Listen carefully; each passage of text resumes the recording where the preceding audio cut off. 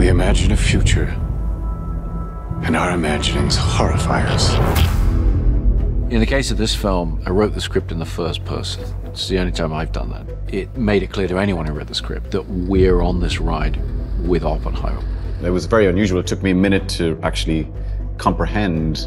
And then I realized, oh, that's a huge responsibility. I don't know if we can be trusted, but I know the Nazis can't. Cillian playing Oppenheimer was the centerpiece of the film, but I knew that he was going to need the most extraordinary ensemble around him. Let's go recruit some scientists. If Chris Nolan calls you and says that he'd like to meet with you, you're like, I don't care what it is. You'd be mad to say no. I feel like that's probably everybody's answer with this. From the second I read the script, I knew that he had a very acute vision, and if he were able to render that vision, that this film would be a masterpiece. All America's industrial might and scientific innovation connected here. Keep everyone there until it's done.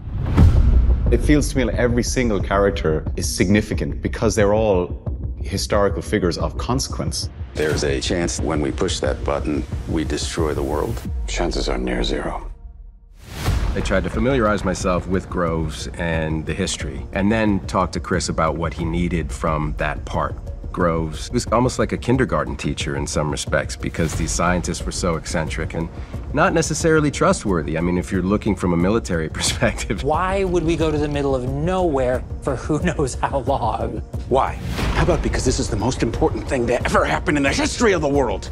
I was aware of who Lewis Strauss was. I came to have a pretty even-handed understanding of him.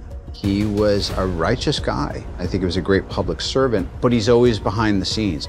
I've always appreciated the people who are backstage. Truman needs to know what's next. What's next?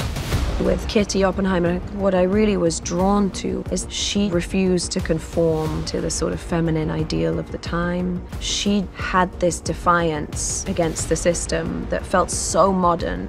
Jean Tatlock was blunt, knew what she wants, but at no point is she ever punished for that, and especially not by Oppenheimer.